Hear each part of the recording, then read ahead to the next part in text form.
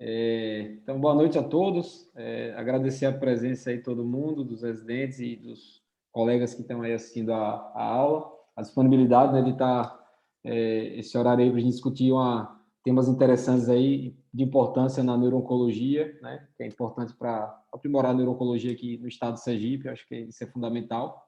Agradecer a disponibilidade do Michel para preparar uma aula, né? A gente sabe que é difícil, todo mundo tem a vida corrida, mas agradeço muito a sua disponibilidade, Michel, para preparar a aula.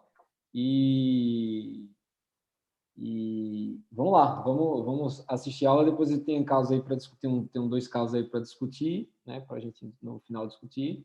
E no final a gente tiver as perguntas, quem tiver algum questionamento, a gente vai discutindo. Obrigado, viu, Michel, mais uma vez pela sua presença aí nas nossas reuniões.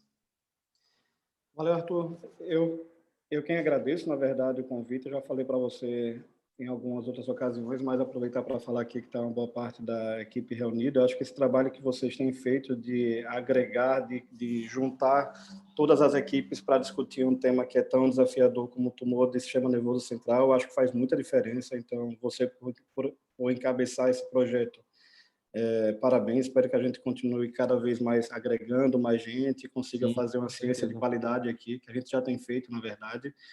Então, bom, coube-me hoje falar sobre um tema que é um desafio, na verdade, para a medicina, eu diria, não só para a oncologia, para o neurocirurgião, para o oncologista, ou radioterapeuta, na verdade.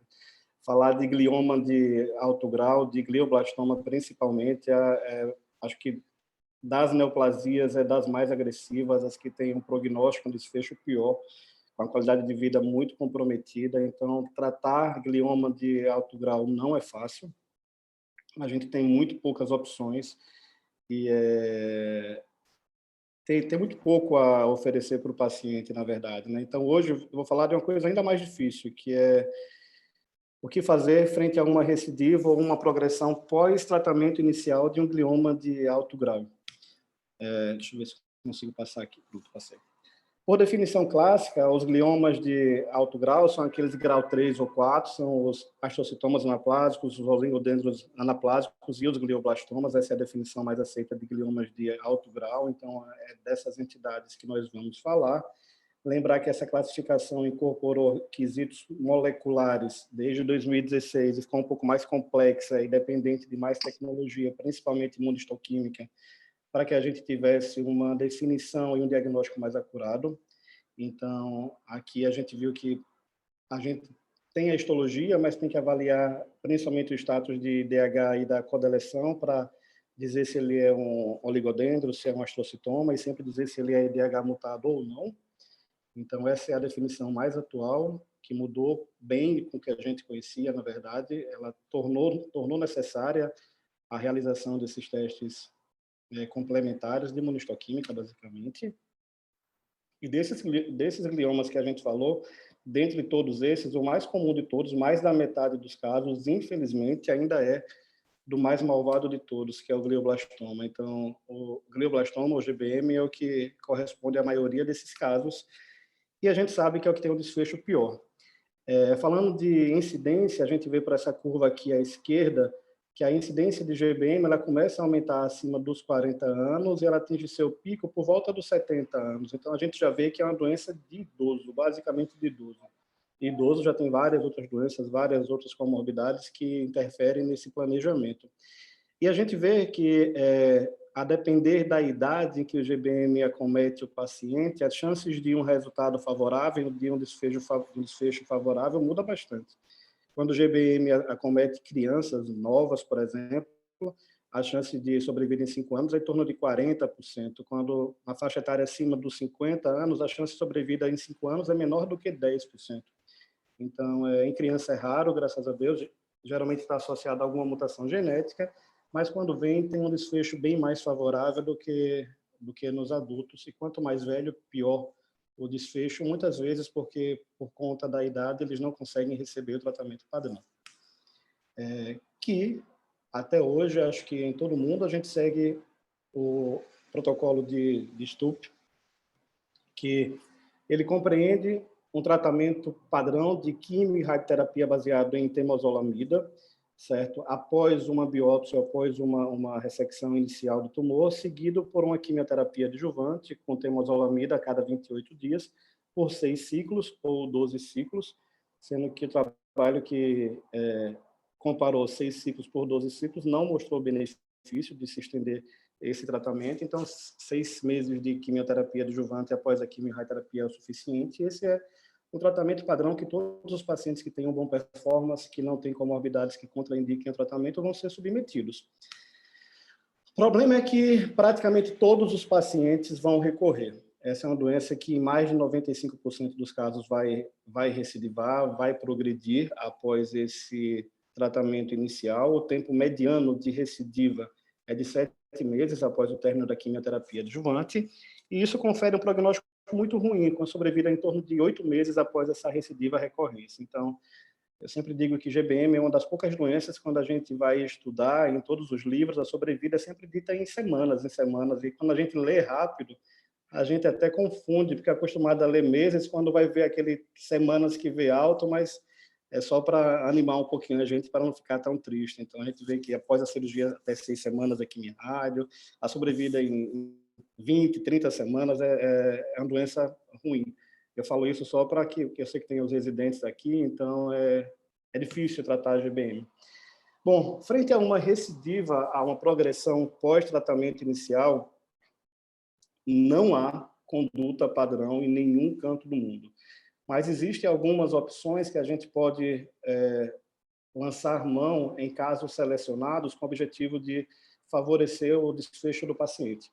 Entre eles tem cirurgia, tem reirradiar esse paciente, iniciar algum tratamento sistêmico novo, colocar esse paciente em estudos clínicos, que se a gente for ver em qualquer literatura internacional, essa é a opção de escolha para a maioria dos casos, já que é uma conduta que não tem resposta estabelecida, ou o que vai sobrar para grande parte dos pacientes, já que está falando de uma doença que compromete o sistema nervoso central e traz muito déficit, cuidados paliativos exclusivos.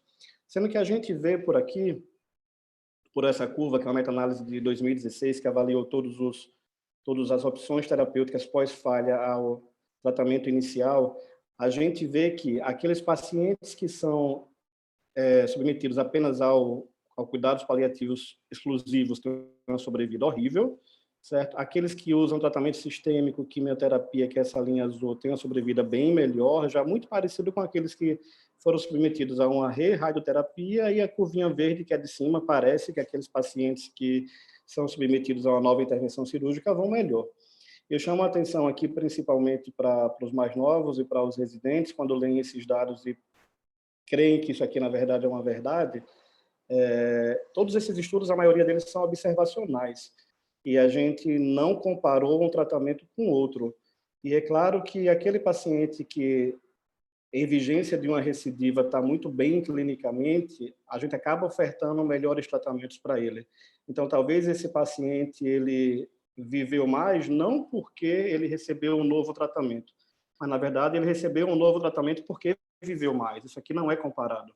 Então, esses dados daqui são muito brutos, e é uma resposta que a gente não tem, mas, de uma forma geral, acho que fica a ideia de que se a gente conseguir oferecer algum tratamento para aquele paciente, ele vai melhor. Então, é difícil falar de neurocirurgia para neurocirurgião, ainda mais um oncologista clínico, na plateia que tem residentes de neurocirurgia e neurocirurgiões aqui que eu admiro muito, então vou tentar falar um pouco sobre o que eu li. Alguma dúvida eu vou pedir que vocês, por favor, se tiverem alguma pontuação a fazer, que me interfiram e corrijam. Então, eu tentei reunir aqui a principal evidência de literatura sobre reintervenção cirúrgica em casos de progressão em gliomas de alto grau, né? Talvez um dos melhores trabalhos que foi melhor avaliado foi o Director Trial, que, na verdade, foi um trabalho cujo objetivo primário não era avaliar cirurgia versus não cirurgia. O objetivo dele foi um estudo randomizado, prospectivo, mas o objetivo era avaliar 2 doses diferentes de temozolomida, de reexposição à temozolomida na progressão da doença. Só que, como tinha um trabalho já prospectivo, eles acabaram seguindo aquelas coortes de pacientes que submeteram-se à cirurgia e os que não se submeteram à cirurgia. E, basicamente, o que ele viu como dado bruto foi que, quando comparou os pacientes que fizeram cirurgia versus aqueles pacientes que não fizeram cirurgia, que é essa curva aqui bem aqui em cima, não houve benefício nenhum daqueles pacientes que fizeram cirurgia versus os que não operaram. Destrinchando melhor os dados, veja que esse trabalho aqui teve 105 pacientes, não foi um N pequeno. Desses, 71 foram reabordados cirurgicamente. Quando a gente vê melhor os dados, o estudo comparou a importância da extensão da ressecção da lesão no prognóstico, na sobrevida desse paciente. E quando a gente comparou aqueles pacientes que fizeram ressecção completa, que é essa curva D aqui, versus aqueles que fizeram ressecção incompleta, aqueles pacientes que conseguiram ressecar completamente a lesão tiveram claramente uma sobrevida melhor do que aqueles que submeteram à ressecção incompleta. E mais ainda, esse estudo compara aqueles pacientes que fizeram ressecção incompleta versus aqueles pacientes que não operaram. E a gente viu que, quando se compara ou não operar ou fazer uma ressecção incompleta, os pacientes que não operaram viveram mais. Então, eu achei esse dado bem interessante. Se for para entrar para a cirurgia, para valer, entra. Se não for, é melhor deixar quieto. Eu acho que, a grosso modo, que esse estudo, que não foi desenhado para isso, eu ressalto aqui, mas que avaliou os pacientes prospectivamente, nos diz é isso.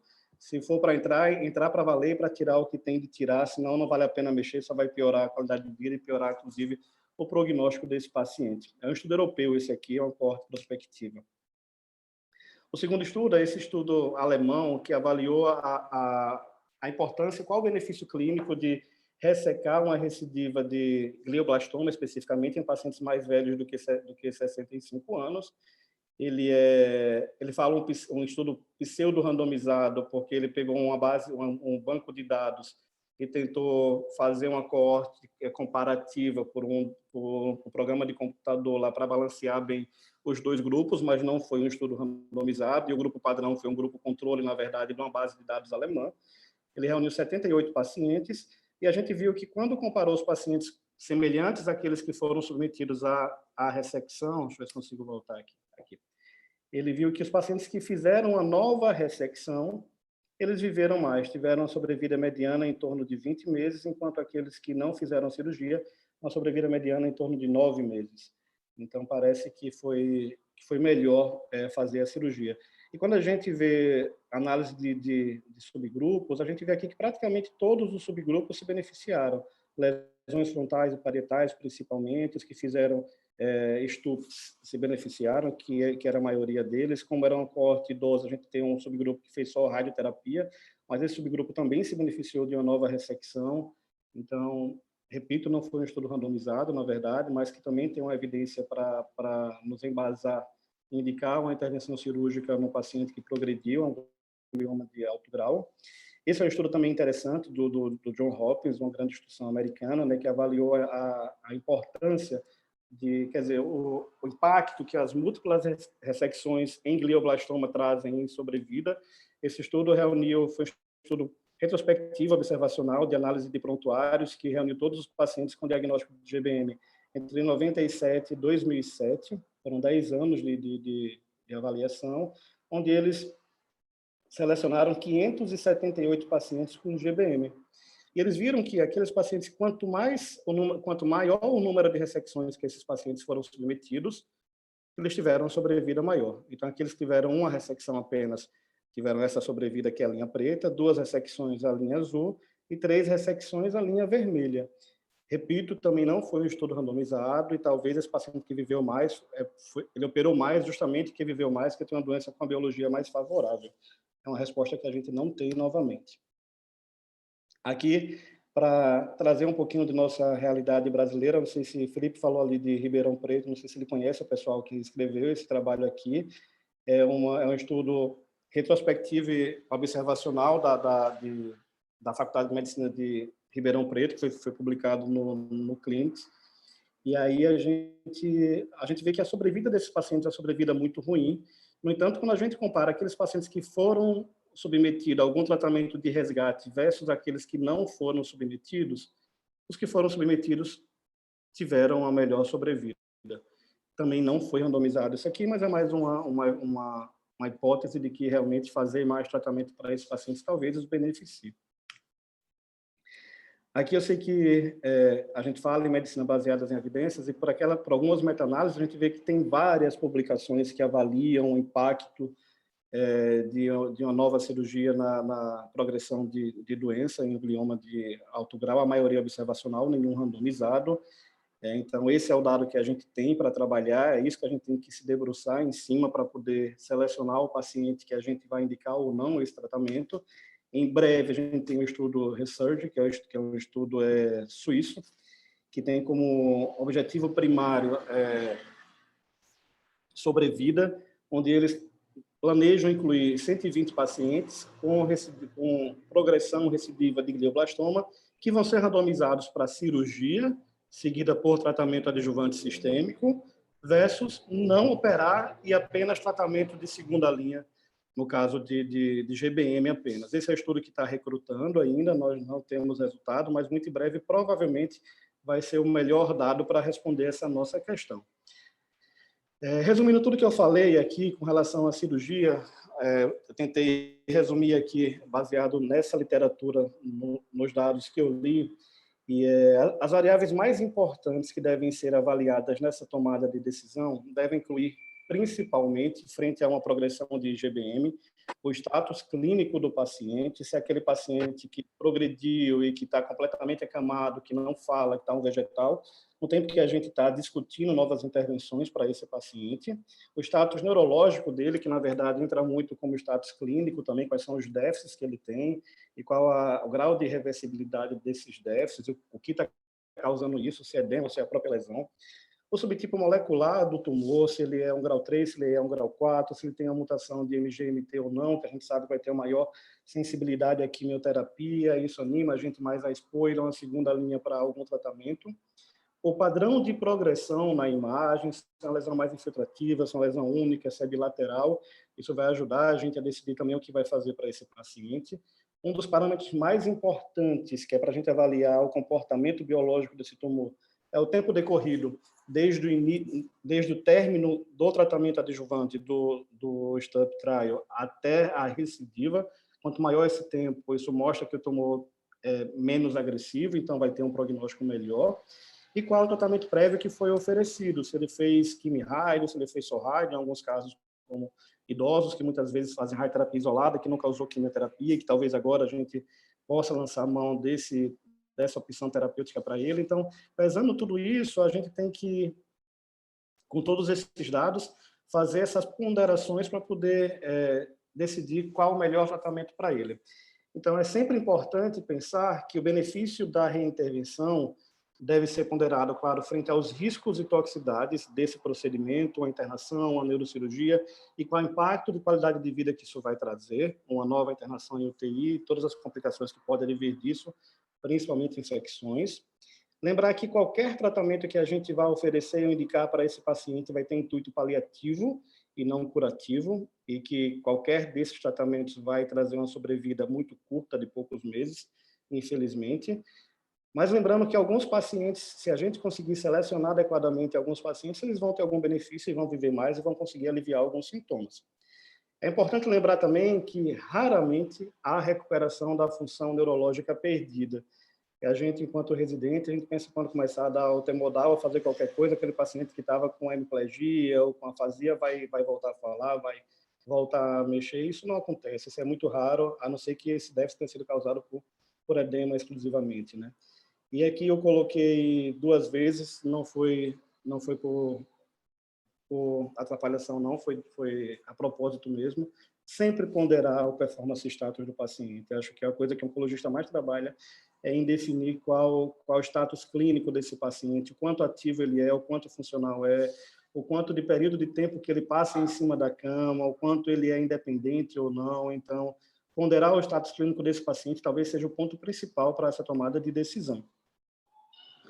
Eu acho que baseado nisso tudo, deu para, pelo menos, para que eu concluísse. Eu queria que algum dos neurocirurgiões quisesse fazer alguma consideração aqui, que pode interromper e acrescentar, por favor. Mas eu acho que a cirurgia deve ser considerada principalmente quando o procedimento pode melhorar a qualidade de vida do paciente, certo? Quando o paciente tem sintomas relacionados ao tumor, aquele tumor está em alguma localização que está causando algum sintoma específico, cuja retirada desse tumor possa melhorar esse sintoma, principalmente quando o objetivo, por exemplo, é reduzir os níveis de pressão intracraniana. certo? Deve ser considerada sempre com paciente que tem um bom performance status, um ECOG 1 ou 0, principalmente, que é raro. Quando o procedimento não seja esperado que ele cause um dano neurológico significativo, um déficit ou uma morbidade importante para aquele paciente, ou seja, o procedimento deve ajudar e não piorar uma condição que já não é boa desse paciente. Principalmente deve ser considerada quando o tumor for passível de uma ressecção total, uma ressecção completa com dano pequeno, que vai ser em caso de estrutura de doença localizada, principalmente sem envolvimento de estruturas profundas ou de ambos os hemisférios. Algum neurocirurgião quer fazer alguma colocação aqui? Eu acho que, basicamente, Michel, você falou tudo que a gente normalmente considera na hora de indicar a cirurgia para paciente com recidiva, né? Eu acho que uma das dificuldades que a gente tem para esses casos é a questão do tumor passível de ressecção total, principalmente naqueles gliomas de alto grau em áreas eloquentes, porque muitas vezes você só vai saber se ele é passível ou não de ressecção total no intraoperatório. Aí você fica na dúvida, tento, né? Então, assim, a dúvida, eu acho que na dúvida tem que tentar, né? Você tem que sempre tentar e na hora estimula, né? Eu vou mostrar um caso no final que fala vai exemplificar um pouco essa questão de recidiva de glioma de alto grau em área eloquente. Mas eu acho que concordo plenamente com todos esses pontos aí. Acho que é basicamente isso. É porque a gente clínico, a gente acha que vocês, quando abrem a cabeça, o tumor vai estar lá separadinho, de uma cor diferente do parênquima cerebral normal, que é só ir lá e ir ao redor e tirando. Não tá. Juro por Deus. Juro que a gente pensa que geralmente é assim, vocês vão ver quase como está na ressonância lá. Não, então. É trabalhoso. Recidiva dá trabalho. Recidiva até tirar o osso, soltar o osso do cérebro, abrir a dura mater, é 1000 vezes mais trabalhoso do que a primeira cirurgia. É dureza, não é fácil, não.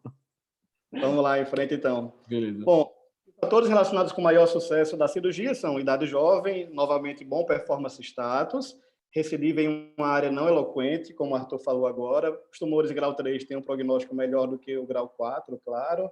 E quando o intervalo entre as cirurgias, eu até fiquei em dúvida isso aqui na literatura, intervalos entre as cirurgias maiores do que 6 meses, mas acho que eu queria dizer era intervalo entre o término do tratamento e a nova intervenção, porque o intervalo entre as cirurgias maior do que 6 meses não deu nem para completar o estupe, então acho que não é isso não, mas vou até mandar um e-mail para lá para ver isso daí. Mas, bom, a segunda opção terapêutica que a gente tem disponível para esses pacientes, que a gente pode lançar mão, é a radioterapia, lembrando que a grande maioria desses pacientes já vão ter sido submetidos a uma radioterapia previamente, então a gente vai estar tratando de uma reirradiação. Novamente, a gente tem muitos dados aqui, mas nenhum com a qualidade ou rigor científico suficiente para determinar uma conduta. Basicamente, são análises de experiências de serviço, estudos observacionais. Então, a gente não tem um estudo randomizado grande para reirradiação também. Eu tentei colocar os trabalhos que eu julguei ser mais importantes, que eram mais citados nessas meta-análises. Foi a minha ferramenta de procura, na verdade, foi baseado nas revisões sobre o tema, os artigos mais citados.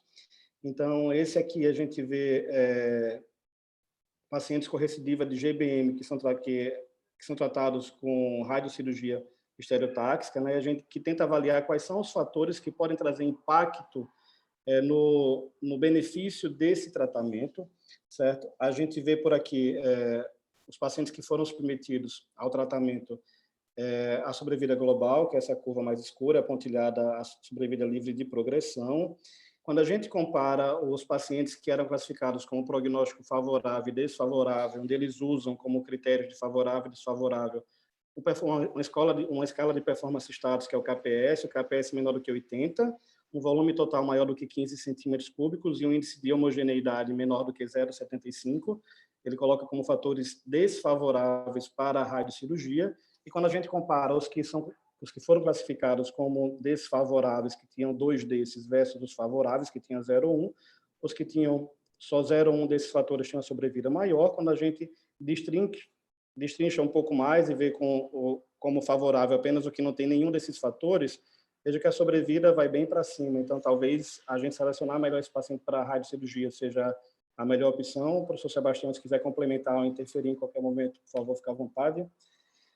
Esse é um estudo também que é importante, que é sempre citado, na verdade, que foi publicado no JCO, e a gente da oncologia geralmente usa muito esse estudo em todos os nossos textos para justificar que é a eficácia de reirradiação estereotáxica fracionada para a recidiva de GBM, que são os resultados a longo termo de 172 pacientes, e que a gente viu que a sobrevida mediana desses pacientes depois de reirradiação foi de 8 meses para a GBM, ou seja, muito pouco, e para o grau 3 foi de 22 meses. A gente viu que o principal fator de impacto para a sobrevida foi o que a gente sempre soube realmente, que o GBM vai pior do que o grau 3, que vai pior do que o grau 2, então, de forma geral, não deu nenhuma novidade, o tumor que é pior, ele vai pior de qualquer forma, com qualquer tratamento mesmo. Então, mas viu que aquilo é viável, que esses pacientes tiveram uma melhor qualidade de vida quando fizeram a radiocirurgia. Aqui um trabalho de Gamma Knife também, eu não sei se o Bruno está aí, ou se tem alguém com mais experiência com Gamma Knife, radiocirurgia, assim, combinado com bevacizumab. Esses trabalhos são importantes, porque muitas vezes a gente, quando não tem dado de segurança para fazer radioterapia combinado com algum tratamento sistêmico, a gente fica com medo, mas tem literatura o suficiente para ver que é seguro fazer a radioterapia com bevacizumab, com radiocirurgia hipofracionada, com radiocirurgia ou com radioterapia convencional, hipofracionada, com radiocirurgia. Esse aqui que avaliou o uso de Gamma Knife, a gente viu que essa primeira curva B aqui, ele compara os pacientes que tinham performance status no KPS menor do que 70, de 0 a 70, tinha essa sobrevida, maior do que 70, aqueles pacientes melhores clinicamente tinham sobrevida muito maior, como era esperado. Essa resposta também foi dependente da dose aplicada do Gamma Knife. Quando essa dose foi maior do que 18 grays, os pacientes tiveram a sobrevida maior, e aqueles pacientes que já tinham sido submetidos a mais do que uma linha de tratamento sistêmico prévio, eles tiveram a sobrevida muito pior do que aqueles que só tinham sido submetidos a uma linha só, que era a temozolomida. Isso é esperado, porque é óbvio que aquele que só usou uma linha vai ter mais linha para usar depois e provavelmente vai viver mais. Então, não é nenhum dado muito novo, mas é algo para levantar hipóteses, né? Então, como variáveis favoráveis para você indicar radioterapia de resgate para esses pacientes, a gente viu pelas meta-análises de que os tumores de baixo grau transformados em alto grau geralmente têm um desfecho mais favorável, então talvez seja esse um paciente para a gente pensar, principalmente quando a progressão foi fora do campo prévio de radiação. Essa eu acho que é a indicação mais clássica que a gente sempre discute e usa. Naqueles pacientes, assim como para a neurocirurgia, que tiveram um intervalo de recorrência prolongado, aqui novamente bom performance e status, e sempre preferir, na verdade, que tem mais evidência para fazer radioterapia hipofracionada ou radiocirurgia. Professor Sebastião, quer complementar alguma coisa? Bom, primeiro, parabéns pela explanação, foi muito boa, você já praticamente englobou tudo, tá? Então, a gente está aqui mais para tirar alguma dúvida. Foi dito tudo. Na verdade, a diferença quando eles usam Gamma Knife, como eles não têm a máscara, eles são praticamente obrigados a tratar essas recidivas em single shot, né? Nós, particularmente, seguimos o esquema do Memorial Hospital, que faz em 4, 5, 6 aplicações de 500 a 600 centigrays.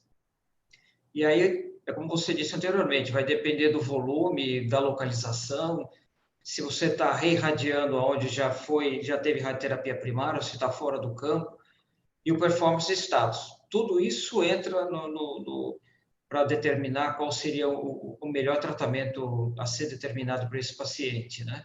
E associado ou não ao Avast, que a gente já sabe, como você também já disse previamente, né, ele não interfere na radioterapia. É diferente daqueles pacientes que têm melanoma, como você está irradiando metástase, e estão usando inibidores do BRAF, e esse sim, se você fizer concomitante, o risco de radionecrose é altíssimo. É maior, exato. Bem maior. Aliás, é proibitivo, né? Você é obrigado a ter 2 ou 3 semanas aí de intervalo. Exatamente. Mas, novamente, parabéns. Você praticamente englobou tudo, né? E agora, a melhor parte, a que faz mais sucesso, né, que é tratamento sistêmico, né? Essa aqui eu consigo falar bem. Então, bom, como opções para tratamento sistêmico para esse paciente que tem recidivas, nós temos várias opções aqui, como vocês veem. Então, desde reexposição à temozolomida, certo? É uma opção que vem sendo usada cada vez mais, principalmente em locais onde não tem acesso a outras drogas. Bevacizumab, que está liberado em vários países, aqui no Brasil ainda não está em bula, mas a gente consegue usar na maioria dos convênios, bevacizumab. Lomostina, que é uma droga que nós temos aqui no Brasil também em bula, que a gente consegue usar como um quimioterápico, uma nitrosureia, que pode ser usado após uma progressão à temozolomida. O regorafenib, que é um TKI, é uma molécula pequena, é comprimido, que pode ser usado também, apesar de não estar aprovado em bula. Imunoterapia, que tem alguns estudos que mostram possível benefício, mas que também talvez seja algo para o futuro. E, por exemplo, drogas antimutações específicas, como o NTRK, que já está disponível no Brasil, e essa, se o tumor tiver uma mutação dessas, a gente pode dispor dessas medicações.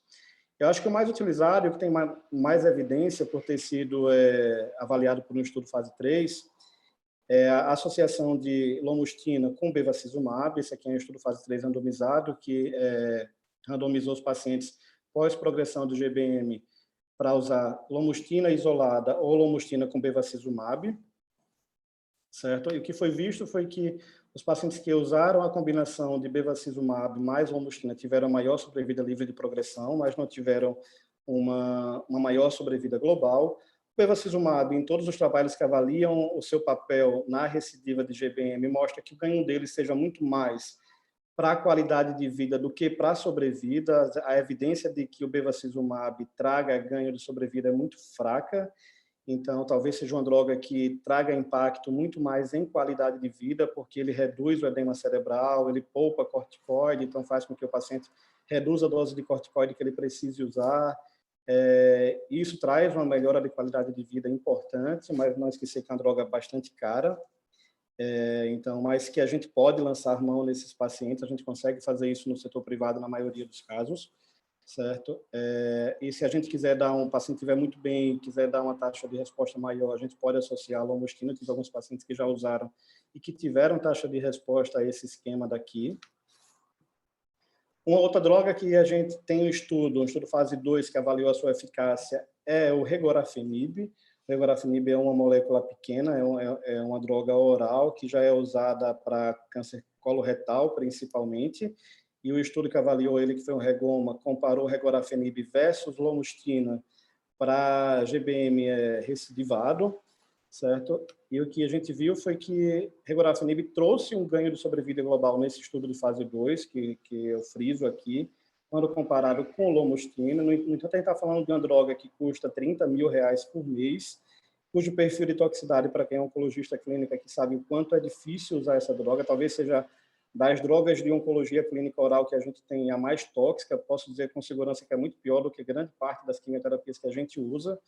Então, mas, dado é dado, ciência é ciência, ele trouxe esse ganho de sobrevida quando comparado com a lomostina. Um paciente que não tenha limitações financeiras pode usar mão dessa droga, um paciente que estiver muito bem clinicamente, mas não está em bula, e não está liberado seu uso em praticamente nenhum país, pelo que eu pesquisei, mas é uma droga disponível comercialmente no Brasil para outras indicações, que a gente pode lançar a mão. A imunoterapia que vem, na verdade, revolucionando vários campos da oncologia dos tumores sólidos, e tem trazendo esperança, inclusive chances de cura para outros tumores em GBM, em gliomas, na verdade, não mostrou ainda para que veio, mesmo nos pacientes que têm um TMB, que é o índice de mutação tumoral elevado, eles não parecem trazer um impacto importante, no pacientes com estabilidade de microsatélite também não. Talvez ele tenha um importante papel naqueles pacientes que têm a deficiência de mismatch repair congênito, né, bialélico, que isso é uma alteração congênita, que leva como um risco aumentado de gliomas, principalmente GBM em crianças. Então, criança que tenha essa alteração genética de predisposição hereditária ao câncer, talvez esse subgrupo, se for exposto à imunoterapia, traz uma resposta muito bom, como é esse caso aqui, dessa lesão, que com a imunoterapia teve uma resposta importante. Aqui também a gente vê uma resposta dramática, certo, aos inibidores de checkpoint, que é essa imunoterapia observada em um paciente de 7 anos aqui. São 2 irmãos que tiveram GBM também, então mostra que os 2 tinham realmente uma mutação genética que leva a um acúmulo de mutações. A gente classifica os tumores imunogênicos que respondem à imunoterapia como os tumores quentes, e o glioblastoma e os gliomas, de uma forma geral, sempre foram tidos como tumores frios, que não são infiltrados por células inflamatórias e imunológicas, de forma que possam exercer um papel importante nesses tumores. Então, mas, nesses casos, em crianças que têm essas mutações, parece ter um benefício importante, como a gente vê nessas imagens daqui. Aqui teve essa recidiva, que após 12 semanas de nivolumab, o que é que aconteceu? A gente consegue ver claramente isso. Isso levou a alguns estudos, na verdade, para tentar lançar essa hipótese, né, como o uso desses imunoterápicos, que são os inibidores de anti-PD1, como um tratamento neoadjuvante, assim, digo, pré-operatório, na recidiva de glioblastoma. Então, o paciente que tem o GBM, que foi recidivado ou progredido, esse estudo tentou dar imunoterapia para ele antes, certo? Depois operar e manter imunoterapia depois. E para um outro grupo, ele operou de cara e fez imunoterapia depois adjuvante. E o que foi visto foi que aqueles pacientes que receberam imunoterapia antes, certo? Que é esse daqui vermelho, tiveram uma sobrevida muito maior do que aqueles que fizeram a imunoterapia antes.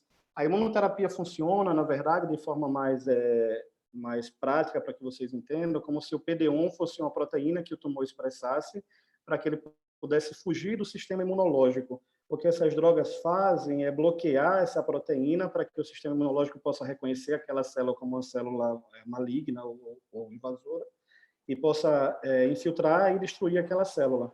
Então, o que parece, o que levantou a hipótese, isso daqui foi um estudo gerador de hipóteses, na verdade, é que se a gente der imunoterapia enquanto tem muito tumor, enquanto tem antígeno ali, aquilo leva a maior recrutamento de células inflamatórias, que mesmo após a cirurgia consegue combater as células malignas, neoplásicas, que ficaram infiltrando o parênquima encefálico, que levam a maior sobrevida. Então, isso é algo que vai ser levado. Isso aqui foi 2019, tem alguns estudos sendo desenvolvidos nessa linha.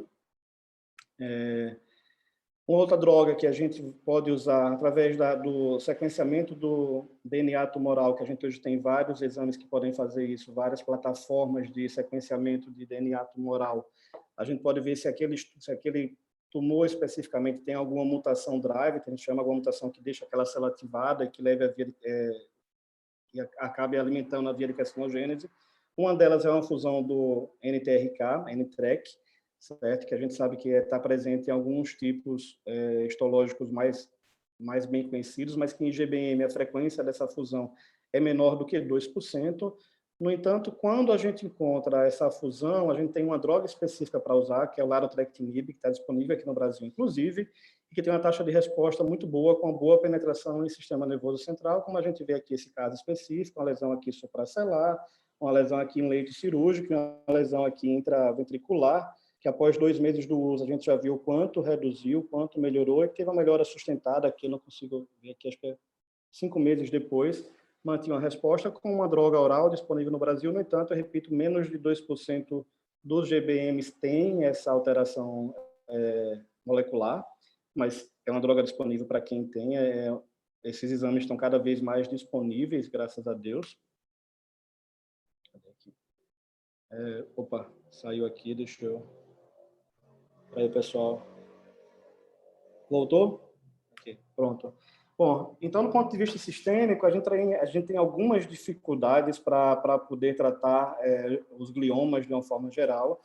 A principal dificuldade que a gente sabe é a barreira hematoencefálica. Aí vem aquela velha discussão de que aquele tumor foi irradiado, já que teve a barreira hematoencefálica comprometida. A gente sabe que a barreira hematoencefálica intratumoral também talvez seja um pouco mais pérvia. Só que tem aquele tumor que infiltra o parênquima encefálico restante, que mantém essa barreira ainda ativa e que não permite a penetração da maioria das drogas. Diferente da maioria dos outros tumores, os gliomas têm um alto grau de heterogeneidade tumoral com múltiplas mutações genéticas drivers, enquanto, por exemplo, para vocês terem uma ideia, em câncer de pulmão, geralmente a gente tem para cada tipo de câncer de pulmão uma única mutação genética que a gente consegue tratar com uma droga só. Em GBM, a gente encontra no mesmo paciente vários subtipos, vários subgrupos de células, subpopulações com mutações diferentes, o que impede que a gente use uma droga só, porque se usar uma droga só, eu vou tratar só uma subpopulação, mas todas as outras vão progredir. Tratar com várias drogas ao mesmo tempo é inviável pela toxicidade que esses tratamentos trazem, toxicidade sistêmica. Com relação especificamente à imunoterapia, o que difere o GBM dos outros tumores, que quando tem algumas alterações moleculares respondem à imunoterapia, é que o microambiente glial ele é muito anérgico. Então, os linfócitos que infiltram os gliomas são linfócitos não funcionantes e que, apesar do estímulo, ele não exerce a função citotóxica. E os macrófagos e a micróglia que circundam o tumor, eles são altamente supressores desses linfócitos, e por isso que hoje em dia uma das estratégias que tem sido usadas é fazer a imunoterapia concomitante com vírus oncolítico. A gente injeta algum vírus que produz alguma proteína para tornar aquilo mais imunogênico, e junto a isso dá uma droga que ativa o sistema imunológico para tentar aumentar a potência, melhores resultados. Talvez esse seja um dado que vai vir no futuro, já tem alguns estudos avaliando isso. Lembrando que esses pacientes geralmente precisam de uma alta dose de corticoide, que leva a uma imunossupressão e que reduz ainda o efeito dessa imunoterapia. Então, tudo isso faz com que tratar glioma nesse cenário sistemicamente não seja nada fácil. Outra opção que a gente tem, que talvez seja a mais usada pela maioria dos nossos pacientes, seja cuidados paliativos de suporte clínico exclusivo, e isso é com o objetivo de melhorar a qualidade de vida, de dar mais vida àquele tempo de vida que o paciente tem. Lembrando que a gente tem como principais nortes para cuidados paliativos nessa área: tratar adequadamente o edema cerebral. A droga mais usada aqui no resto do mundo é realmente a dexametasona. O tratamento de convulsões, lembrando que está indicado apenas paciente que já teve alguma convulsão prévia. Lembrando que esses pacientes têm comprometimento de pares cranianos e têm comprometimentos de musculatura de deglutição, então é comum a gente precisar de uma via de alimentação para esses pacientes, uma gastrostomia. Então, no âmbito mais amplo de cuidados paliativos, que é uma intervenção que traz ganhos importantes de qualidade de vida tanto para o paciente quanto para a família que assiste seu ente querido. Estudos clínicos, que na verdade talvez seja a melhor opção, no entanto, a gente não tem disponível em nossa realidade essa opção. Aqui a gente está montando o centro de pesquisa do Hospital Primavera, mas a gente está ainda em fase de recrutar estudos, então a curto prazo eu acredito que não seja uma opção, uma realidade para a gente nesse cenário, mas que, se disponível, vale a pena entrar em algum estudo, já que não tem nada hoje bem estabelecido que seja bom. Ano passado, em 2020, saiu o guideline da SNO e da Sociedade Europeia de Neuro-Oncologia sobre recidiva de gliomas de alto grau, GBM especificamente, na verdade. A gente vê aqui, seguindo esse nomograma, paciente com recidiva de GBM. Se tiver um pobre status funcional, um ECOG ruim, vai para cuidados paliativos, não tem dúvida. Aquele paciente que está bem clinicamente, com um bom KPS, um bom ECOG, a primeira pergunta que tem de se fazer, lembra que pelas meta-análises, os pacientes que viveram melhor foram aqueles que foram abordados cirurgicamente na segunda intervenção. Então, a primeira pergunta que a gente tem que fazer é se está indicado fazer cirurgia. Se tiver indicado fazer cirurgia, vai para a cirurgia de debut ou para algum estudo clínico. Se não estiver, a próxima pergunta que faz é: essa progressão foi fora do leito irradiado? Se sim, não tem dúvida, vai para a radioterapia, e nesse caso a gente pode até lançar a mão de fazer quimioterapia concomitante, desde que o campo irradiado seja uma área que não foi irradiada previamente, certo? Se a progressão foi no campo que já foi irradiado previamente, aí a gente precisa avaliar principalmente o status de metilação do MGMT, porque se tiver o MGMT metilado, a gente sabe que tem maior sensibilidade à quimioterapia, então talvez seja o paciente para a gente reexpor ele a temozolomida, uma mustina, por exemplo. Tem sempre como opção também fazer uma reirradiação. Se o MGMT não for metilado, aí a gente tem que usar bevacizumab mesmo, porque não vai ter benefício de usar a quimioterapia. Algum clinical trial ou repetir a radiação. Esse é o consenso de 2020, certo? Acho que foi basicamente isso que eu falei. Mas eu acho que como mensagem principal é que não há tratamento padrão e que, principalmente, a melhor forma de a gente decidir qual o tratamento desse paciente é fazer o que a gente está fazendo aqui nessas reuniões. é sentar o médico assistente do paciente, o neurocirurgião, o radio-oncologista, o neurologista, o geriatra, se o paciente tiver, e discutir o que é que a gente vai estar dando de ganho para esse paciente com cada intervenção que a gente fizer. A gente, cada um, enquanto sentado em cada sua profissão, como aquele ditado que diz que para quem só tem martelo, tudo é prego, né? Então, eu conheço bem as toxicidades e os efeitos do meu tratamento, da quimioterapia e do tratamento sistêmico que eu vou fazer. Mas eu não conheço como é o pós-operatório, a recuperação de uma cirurgia de neurocirurgia para aquele tumor específico naquela região. Eu não conheço quais são as toxicidades, o que é que se espera, quanto tempo como é o preparo logístico para uma radiocirurgia, para aquele caso específico. E a gente sentando, conversando e discutindo, acho que só o paciente tem a ganhar. Então, na residência, todos os casos de GBM recidivado tinham que passar pela reunião da Neuro, onde estava toda essa equipe para discutir, e eu fico feliz de saber que aqui a gente tem um local onde pode trazer esses casos e beneficiar a nossa população. Então, é isso que eu queria falar. Muito obrigado. Muito boa aula, Michel. Bacana mesmo. Você fez de uma forma bem didática, separou aí a neurocirurgia, a radioterapia, a oncologia e cuidados paliativos para poder dar um norte para a gente aí de cada possibilidade, e no final fechou com esse guideline e mostrando a importância da gente estar conversando aqui justamente sobre isso, né? Agradeço a você aí a excelente aula que você deu, e eu vou abrir para perguntas, e aí depois eu tenho só um caso para mostrar para vocês, para ver o que é que vocês acham, a opinião. E alguém tem alguma pergunta que quer fazer para o Dr. Michel? Eu tenho uma pergunta, doutor Arthur. Pois não. É o seguinte, a minha dúvida é bem na parte inicial mesmo, mais básica, sobre o Sim. glioblastoma. Lá quando teve aquela primeira curva mostrando idade de diagnóstico versus prevalência. E aí o doutor Michel salientou que tem um pico do diagnóstico do glioblastoma, ali, né, na idade de 74 anos, 75. Eu queria saber se tem alguma explicação para a queda que acontece logo depois. Esse perfil é bem comum em tumores indolentes, né? Porque a partir de uma certa idade o paciente passa a morrer com o câncer, mas não morrer de câncer. Queria saber se tem alguma explicação para que haja essa queda na idade de diagnóstico depois dessa idade. Difícil resposta, viu, Gabriel? Assim, mas a gente está vendo que vocês estão vendo a curva que você falou aí? Está aparecendo para vocês? Tá aparecendo. Esse pico, na verdade, ocorre de 75 anos, mais ou menos, entre 75 e 79 aqui, e a partir daí é que cai. Provavelmente que a partir dessa idade os pacientes vão morrer de outras coisas e não de GBM, e o GBM não tem esse comportamento indolente de outras doenças. Os pacientes que têm GBM geralmente morrem de GBM, de glioma mesmo. Provavelmente aqui nessa idade o paciente vai ter outras comorbidades que vão chegar antes, provavelmente, e vão levar ao óbito, mas com certeza não é porque nessa idade ela tem um comportamento mais indolente, até porque se a gente vê na curva do lado, quanto maior a idade, menor a chance de sobrevida pela doença. Então, não é pelo comportamento indolente, não. Eu não sei explicar para você, se alguém conseguir pensar alguma explicação mais, Eu acho que é o que você falou, mais lógica.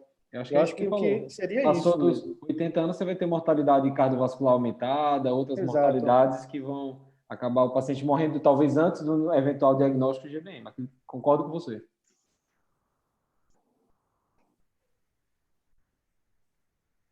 Mais alguém? Beleza, obrigado, Deixa eu doutor só Michel. falar O Renato quer Ô, falar. Michel, meu parabéns aí, né, pela explanação, foi muito legal. E quando você entrou na neurocirurgia, eu vi até pela face do Arthur, e eu também pensei a mesma coisa, é tudo aquilo ali que a gente pensa.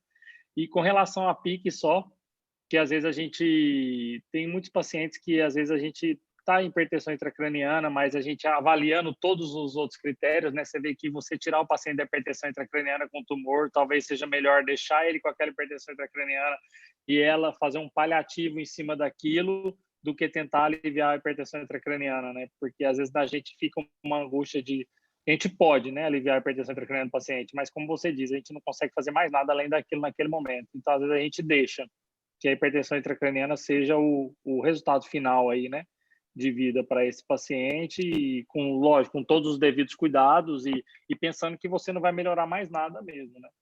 Porque você vai aliviar essa hipertensão por quanto tempo, né? Justamente. Com certeza. Um tumor que tem uma alta celeridade de multiplicação celular, né? Então... E aí você tirou aquele paciente de casa para levar para o centro cirúrgico, para levar para uma UTI, para ele sair dali e logo depois progredir e voltar à estaca inicial. Ao mesmo estado, né? Exatamente. Justamente. Uma coisa que eu sinto falta, Michel, nos trabalhos de oncologia, de neurocirurgia, na verdade, muito é a questão da qualidade de vida, né? A gente fala muito em progressão livre de doença, sobrevida global, mas fala-se pouco, né? Sim, existem trabalhos de qualidade de vida, mas fala pouco, né?